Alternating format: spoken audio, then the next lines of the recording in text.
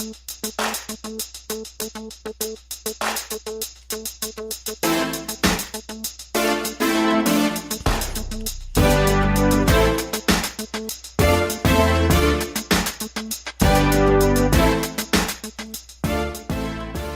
and welcome to the Black Entrepreneur Blueprint Show.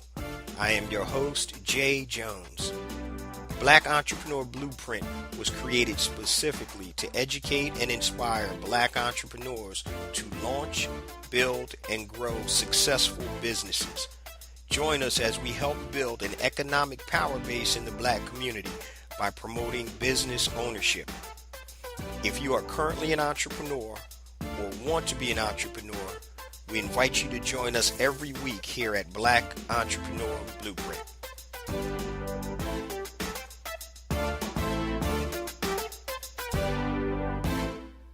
Welcome to the Black Entrepreneur Blueprint, episode number 182.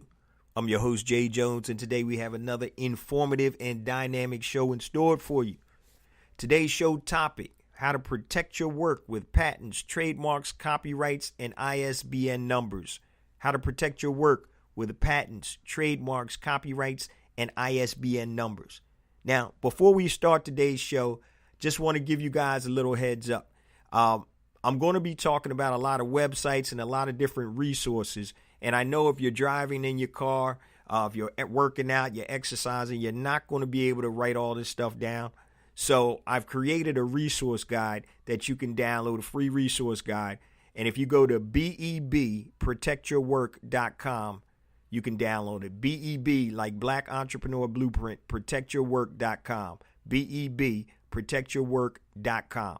So it's going to have a lot of the links, a couple of videos, and a whole bunch of links to these resources that you can use if you're interested in patents, trademarks, copyrights, and ISBN numbers.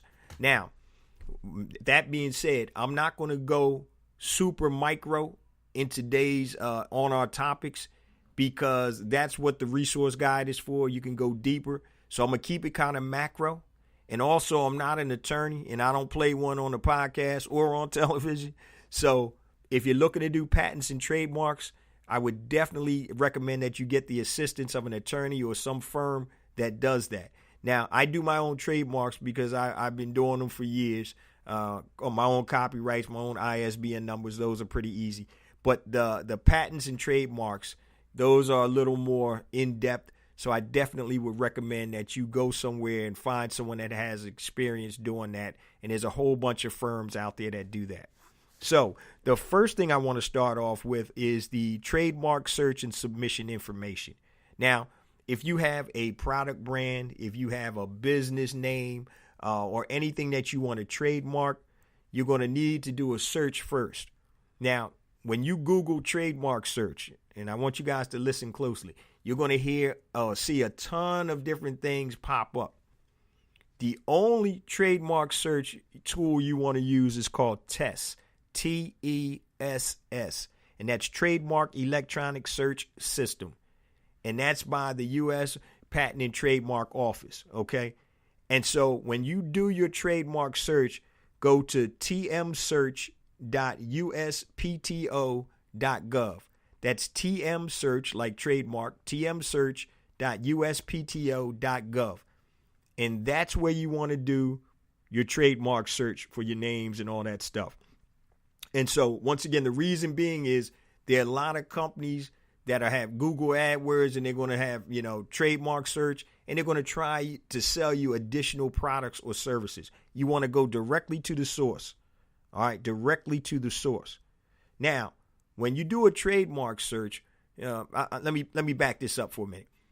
One of my products, my first products that I trademarked, I actually went and I trademarked or searched for the name availability for the product before I even got my domain name. Okay. And the reason being is I wanted my domain name and my product name to be the same. So that way, if people search for it, it's more organic. So if you currently have a business, that's fine. But if you're starting a new business and you want to trademark something, go ahead and look and do your trademark search. Now, when you go to TESS, and that's at tmsearch.uspto.gov, www.uspto.gov, you're going to be able to search with 3 different options, okay? You have a basic word search, and what that is you're just searching for the words or names. So if I search for Beats headphones or whatever, Blue Rocks, whatever, that's just a word search. It doesn't matter what the logo is. It doesn't matter if it has a logo or design. It's just a word search, okay? The next type of search you can do is word and design mark search, which is structured and free form. We're not going to get in structured and free form, but it's a word and a design mark search. So the search is for the word or words and also the design. So if you have a logo along with a tagline, something like that, that's what it's going to search for. So what you also have to understand that each of the searches is going to come up 1 of 3 ways. All right. So you're going to come up with, you may see like Blue Rocks, right? It may be, you may see 5 or 6 different trademarks for the term Blue Rocks. But there's so many different classifications, meaning types of clothing or types of articles or products that Blue Rocks can be associated with. So a perfect example is one of my products is the name is trademarked under health and beauty, but somebody else has the name under clothing. So those are different classifications of trademarks. Okay. So once again, just because you have a name, it has to be, that classification has to be open. So if I have a company called Nike and I'm trying to sell sneakers, guess what? It's not going to work. Anything with Nike pretty much isn't going to work. But if I had a Nike construction company, I may be able to get that trademarked because Nike, as far as I know, isn't in the construction business. So that's a different classification. Now, once you do a query, once you do a search, you're going to come up with 1 of 3 things. It's either going to say no match found, which is good, meaning that that word or series of words hasn't been trademarked or can't be found. Number 2, it'll say either live, and number 3, it'll either say dead. So if it says live, that means that trademark is live, meaning it's active. If it comes up and it says dead, that means that trademark has expired or it's not active. And the reasons, or one of the reasons or biggest reasons that trademarks are dead are because people don't continue to follow up with the trademark process. Once you apply and you register, there's still some after the fact things that you have to do to make sure that your mark stays live. So for example, they'll ask you for a picture. If it's a product, they'll ask you for a picture of the product with the mark in it. So if I have a t-shirt line that I'm trademarking, they want to see a copy, a picture of the t-shirt with whatever that trademark is on it, that you're in commerce. Are you currently in commerce? If not, then you have a certain amount of time to get into commerce. So you can have an idea of a product. It's not in commerce as of yet because you haven't manufactured it yet. And so several months down the road, the Patent and Trademark Office is going to ask you, okay, it's been 6 months. Are you selling this thing anywhere? And if you don't respond, your trademark may go dead. So once again, it's simple, but if you haven't done it before, you may need the assistance of somebody else. Okay, so that's trademarks. Like I said, guys, all of this information is going to be on the resource guide, BEBprotectyourwork.com, BEBprotectyourwork.com. So don't worry about, writing all this stuff down. You can get this and even more on the resource guide. Okay, so just to give you an idea of the pricing for a trademark search, the initial filing fee is only $275 as an individual. And that's not a lot of money. Now, if you want to trademark that name under 10 classifications, that's going to cost more money. So if you trademark it under, say, just footwear, that's fine. Now, if you want footwear and T-shirts, that's another fee on top of that. You want footwear, T-shirts, and women's clothing. That's another fee on top of that. So it starts out at $275 for the initial filing fee. So you can see it can get kind of expensive. All right. But if you need to protect your brand, that's what you need to do. You need to trademark it. Now, I've gotten probably about 8, 9 different trademarks, and a lot of times it may take me 3, 4, 5, 6 months for the trademark to actually be approved. So once the application goes in, then it's reviewed. They may come back with some questions. You may have to respond to that. And then finally, it'll get done if everything is in order. So that's the trademark search. Next, we're going to talk about patent searches and submission information.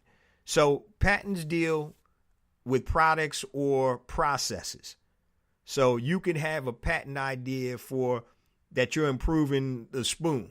All right. You have a new idea that you think you can put handles on the spoon or something like that. All right. But you have an idea that you want to patent. Now, it's still the U.S. Patent and Trademark Office is who you want to deal with. But now you're dealing with the patent division. Okay. So the first step is you want to do a search to find out if any of your ideas or the idea is patented already. And if so, is there a way that you can modify that and create your own patent? Now, once again, you go to tmsearch.uspto.gov, and the main website is just uspto.gov. And all of this is on the resource guide. But there's a 7-step strategy, preliminary search strategy for patents and published patent applications. Now, all of this is on the sheet on the resource guide, but I'm just going to give you the 7 steps if you want to search U.S. patents. Number 1, you want to brainstorm the terms. So if you're creating a fork with handles on it, put the term out, fork with handles, new style fork, whatever. Put the terms out there and kind of brainstorm and get all those terms because you want to search those terms, okay? Number 2, use those terms and find initial relevant cooperative patent classifications. Basically what they're saying, you want to use those terms and do a search to see if anybody else has tried to patent terms of that nature. Number 3, you want to verify the relevancy of the classifications found of the patents that you found. Are they relevant to what you're trying to patent, right?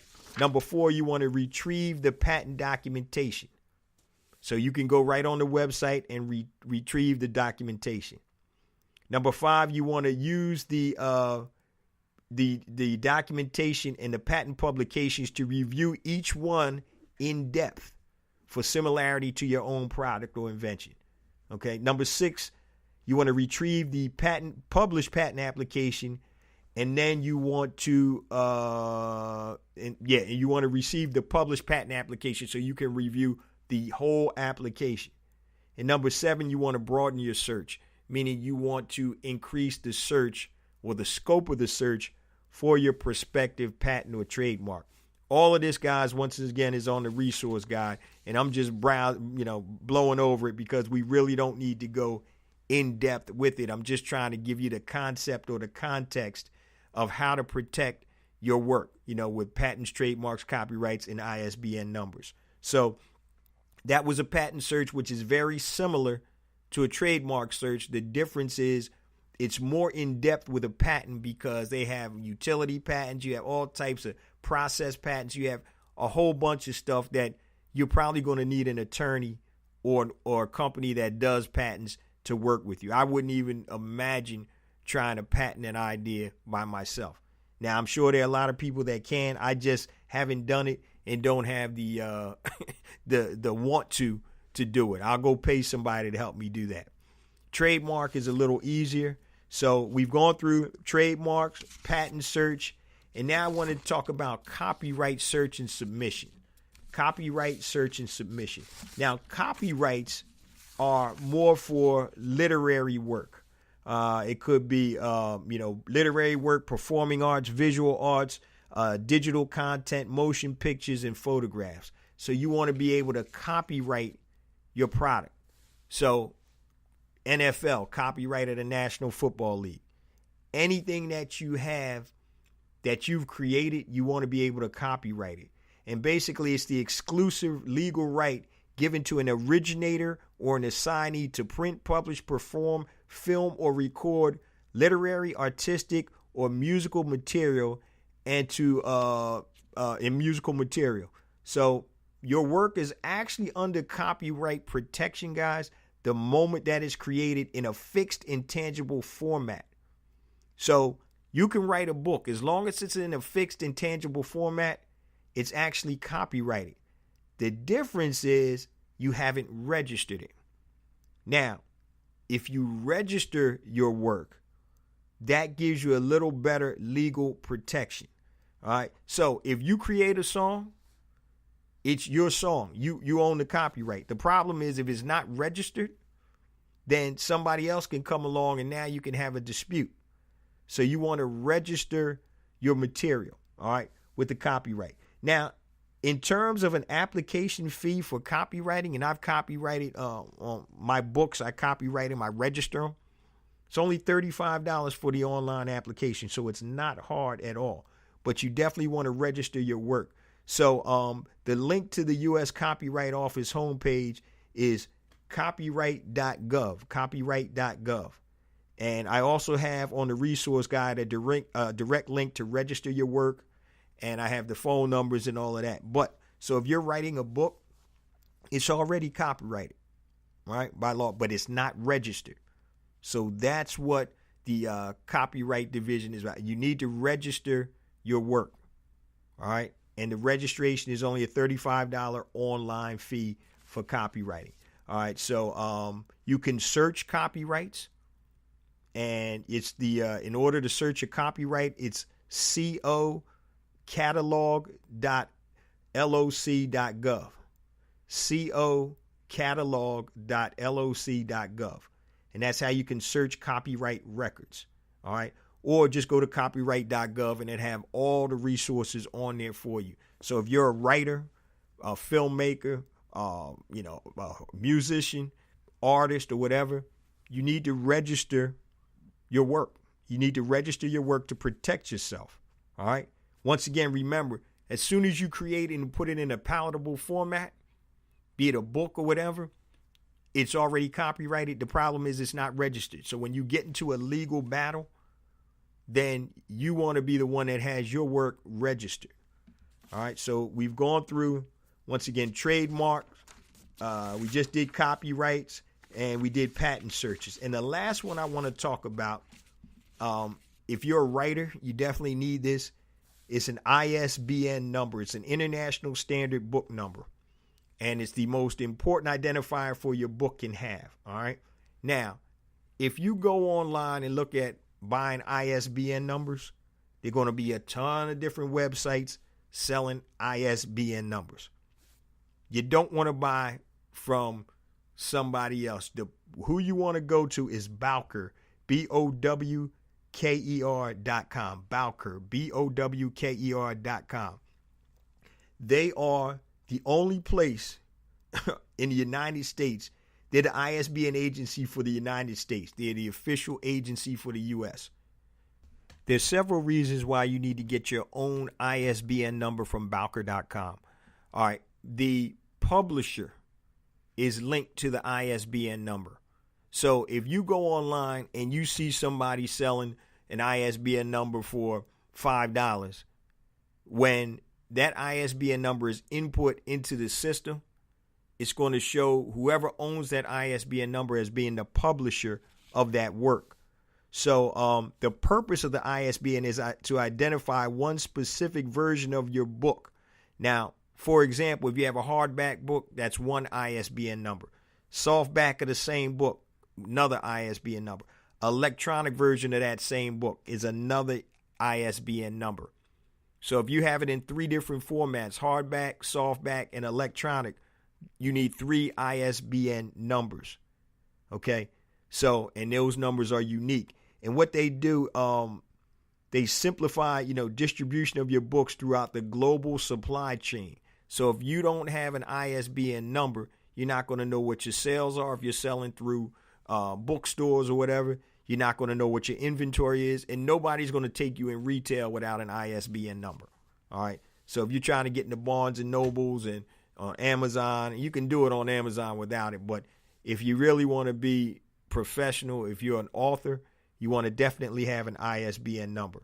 So once again, the biggest reason is the ISBN number goes back to the publisher of record. So if I buy a $5 ISBN number from Vanity Press or Vanity Publishing, and I use that, if somebody's looking to reorder my books or whatever, when they go and do the ISBN search, say a retailer, they're going to call Vanity Press. They're not going to call J. Jones because I'm not the publisher of record. So if you're going to create the work, damn, you need to be the publisher of record. So here's the cost for ISBNs. All right, and once again, you need to go through Bowker, BOWKER.com. That's the only place that you can get your own personal ISBN numbers as a publisher. Okay, that's the only place. So if you want one ISBN through Bowker, it's $125. If you want 10 ISBNs, it's $295. If you want 100 ISBNs, it's $575. Now remember, for each version of your book, you're going to need a different ISBN. So The Art of War, softcover, one ISBN. The Art of War, hardcover, another, that's 2 ISBNs. The Art of War, ebook, electronic books, that's 3 ISBNs just for that one book. So what I did was I started off with 10 ISBNs, and I'm done that. I bought another 10 and actually another 10 because I got a couple different things in the works that I got coming up. But you need to have an ISBN number. If you see a book, right?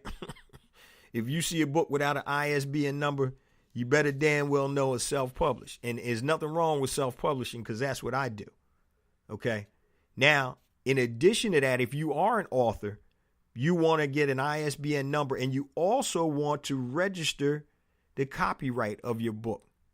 So now we talked about copywriting search and submission. So if you create a book, you need to register that with the copyright, copyright.gov. I do that with all my books. So it's registered, even though, it's my stuff and it has an initial copyright upon the creation and putting it in a palatable form.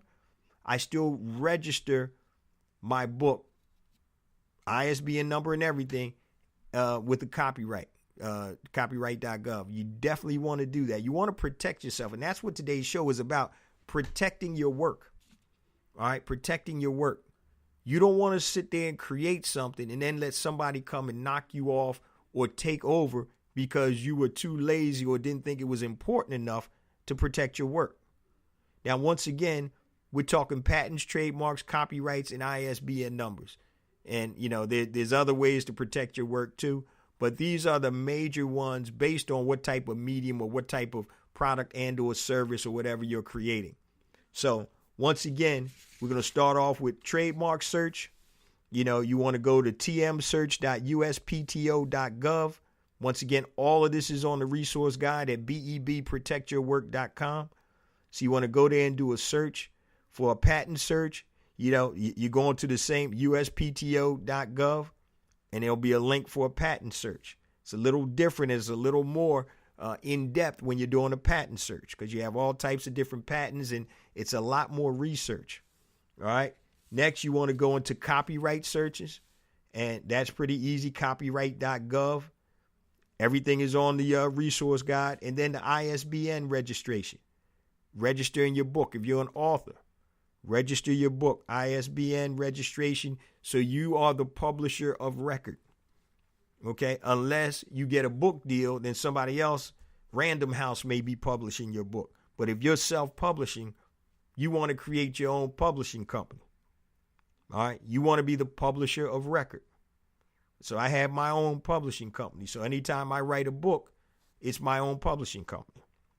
So those are some of the things that we can do to protect ourselves. Now, one of the things, and I talked about this briefly in another show, I have a natural hair care line with my daughters that finally came out. And one of the reasons that it was delayed so long was that I had a major company that was fighting my trademark.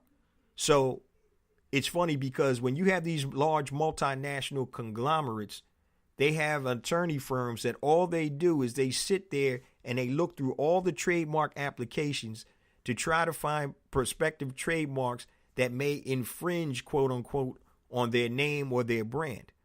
So this company, EOS, Evolution of Smooth, and they do lip balms and all that type of stuff. The name of my company is similar to Evolution. It doesn't have, Evolution of Smooth is their name. Mine has a word similar to Evolution, but it's totally different. Logo is totally different. And I got a letter from their law firm saying that they're challenging my trademark. Now, once again, my trademark was in hair care. Their trademark was in lip balms and all that stuff. They didn't care because they figured that they're the big bad bully, the big bad bully on the block. And anything that's similar, they're going to try to shut it down, even though it has nothing to do with their product. The logo was totally different. And it took me 6 months with my attorney to finally get that thing cleared, where the judge basically said, no, this is not infringing on your mark.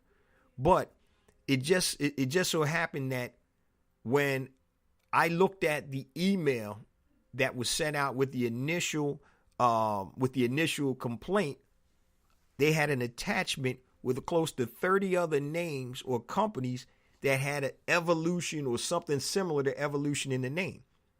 And it could have been nothing directly related to that type of product or whatever.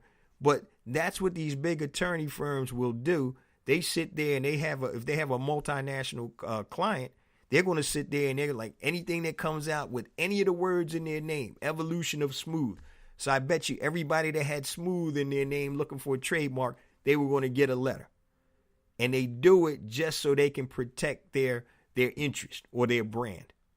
And so a lot of times it's crazy. But once again, when the judge looked at the classification I was in, it was in hair care. I wasn't in lip balms. I wasn't in lotions or oils or any of that stuff. And my logo and the tagline were totally different. So that's why I say sometimes you're going to need to have an attorney, if possible, especially in the patent process, because that's so convoluted, and it's very hard. So if you don't know what you're doing there, you definitely need the assistance of an attorney or a firm that does that. Once again, trademark, $275 to file the initial trademark application. If you know what you're doing, if it's a simple mark and you do a search, go ahead and file it. One of the things I will say about the U.S. Patent and Trademark Office, they will communicate with you. So they're going to send you emails, but if you need to call them, you call them directly and you give them your file number and they'll actually walk you through and tell you, this is what you need to do, or this is the issue that you need to fix so you can get approved. So I will tell you that. In terms of ISBN numbers, you can do that yourself. That's just a matter of going to Bowker, BOWKER.com, and picking how many ISBN numbers you want. They also will create barcodes for you. You can do that on your own with your free barcode software. So your ISBN number is going to need a barcode, and that's what you see on the books. So I'm sorry, your ISBN number, you're going to need that, but you're also going to need a barcode. And so that's a whole nother show. So we're going to talk about that at another time. But getting barcodes is, gs1.org, governmentservices1.org, gs1.org if you need barcodes. So we're not going to talk about that. That actually is some protection for you because, once again, just like an ISBN number, it'll tell you who the publisher is or the owner of that barcode. So if you have a product and you're buying barcodes for $5 offline from somebody else who went to gs1.org and bought a block of barcodes under their company name, they sell you that barcode, you put it on a product. When somebody scans it and looks for the manufacturer of the product, they're going to find that company. They're not going to find your name, your company name. So once again, if you're going to do it right. If you're going to be in it for the long term, do it right. My old basketball coach used to say, the way you start is the way you finish. So start off strong, lay that foundation. That's what today's show was about, laying down a foundation. It's the beginning of 2018. So I don't care if you're just starting a business, if you're thinking about starting a business, or if you're already knee deep in your business 10, 15, 20 years, you need to be able to protect what you work for. Protect your work with patents, trademarks, copyrights, and ISBN numbers. Now, once again, this show isn't a sexy show today, but it's more about foundational things that we need to make sure that our business stays around. All right. Foundational things. Your business is only as strong as your foundation. So just to give you an example, if my only business was my natural hair care line with my daughters, and I'm over there now, the crazy thing is I started production on the product. All right. I did the initial application. Everything looked good because the name of my company is a made up name. Okay. It's not even a real word, but it's similar to evolution. Okay. And so I had product manufactured. And I'm like, yo, this, then I get this letter from the attorney, and I'm like, damn, I done spent all of this money for my initial production run, and I might be screwed. I might be, I might not be able to take this thing where I want to take it. But I was blessed because when I did do the search, my name and my logo was totally different from EOS, Evolution of Smooth. Totally different. And the judge agreed with that. Now, it took me 6 additional months. It took my attorney going back and forth with them. And finally, we came to an understanding. But I had to fight that. So if I didn't have the resources to fight that, and if I didn't have the right attorney to fight that, I'd have been screwed. Because I had already had the production run. I had already paid for the product labels. I had paid for the product. Not a large, not a crazy quantity, but enough. It hurt. Anything hurts. So luckily, I was able to get all that done and resolved and able to move forward. But it held me back 6 months, fighting back and forth. So that's what I'm talking about, how to protect your work, your products, your services, your name or whatever. Patents, trademarks, copyrights, ISBN numbers, and there's other things, obviously, that you can use to protect your work. But those are 4 key things that I wanted to talk about today. Once again, not sexy. The show wasn't sexy today. All right. But it's the nuts and bolts, and it's a part of the foundation of building and keeping a strong, solid business. You don't want to be in business. Worst thing could have happened to me. I could have been out there moving my hair care stuff, and then all of a sudden, 6 months, 9 months, whatever down the line, I get this letter, cease and desist or whatever. Now I'm screwed. I got all this product. But God, God was with me. God was with me this time. And so before I sunk too much money into it, I was alerted, got that letter, got that email, and got my attorney on it, and we were able to work it out. But, all that hard work could have been all for naught if I didn't go about doing it the right way. Now, what I will say is this. If I always talk about testing a product. If you're testing a product, something you don't even know if it's going to work, if you want to continue to move the product, whatever, don't go and do all of this stuff. All right. Don't go and do all of this stuff. I've done it that way too, to see if something works. Okay, this is working. This is moving. Now I'm going to go and trademark the name. Now I've already checked to see if the name was available. Now I'm already in commerce. Okay. So now when I trademark it or put my application in, I have a great chance to get it done. All right. But I didn't spend a lot of money. So I always tell you guys, test first. If it's something that's viable, you have proof of concept. If it's a product or if it's a brand, if it's a logo or whatever, then move forward. But don't go hog wild until you test first and make sure that you have a viable product and or service that you can sell. Because commerce is the transaction of buying and selling. All right. So if you're not selling anything, you're not in business. And I'm not talking about knocking on doors, cold calling, anything like that. It's transactions. It's transactions. So if you're not selling anything, you're not in business. I don't care what you do, how much you know or whatever. You're not in business until something is sold. And that's the key thing. Proof of concept. Make sure you can sell something or whatever. Then if you need to go back, then you go ahead and do all the work that you need, the patents, trademarks, copyrights, ISBN. But I will tell you this, with with ISBN numbers. You need that if you're writing a book. Copyright, it's already copyrighted, but whatever you do, but you need to register. I would definitely register your works for copyright, especially if it's something you're going to sell. Trademarks and patents are a little more convoluted, so you may need assistance with that. But I just wanted to start off this year, guys, and laying some foundational things, some groundwork to keep your business strong. All right. And if you haven't started your business, this is great, because now these are things that you may want to look into. Don't let this paralyze you and stop you, because that's not the point of this. The point of it is today's show is to enlighten you about some things that you may need to think about if you have a viable business. If you're already in business and you want to protect your name, your copyright, trademark, whatever, you need to do that. Okay? Definitely do that. So that's today's show, guys. Next week, we're going to have a, God willing, fingers crossed, we're going to have a great, very popular guest that's going to be on the show. We got that interview scheduled for next week, and hopefully everything will go well with our scheduling. And I know this weather has been crazy, so I know that our guests or prospective guests may have to reroute and change a couple of things. So God willing, we're going to have a great new guest on next week.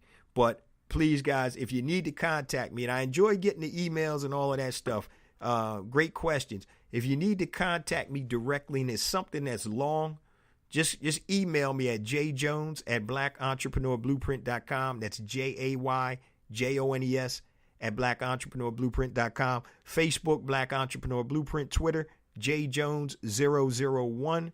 Instagram, jjones4real, the number 4, REAL. And also check out my YouTube channel, Black Entrepreneur Blueprint. So, guys, please, and I say it every week, and I mean it, please continue to spread the word about the podcast, the blog, and everything that we're doing here at Black Entrepreneur Blueprint. Each week, we have more and more downloads, and that's attributed directly to you guys, the Black Entrepreneur Blueprint family members. I appreciate you guys. I love you guys. Please continue to spread the word, and I'll see you same time next week. Peace.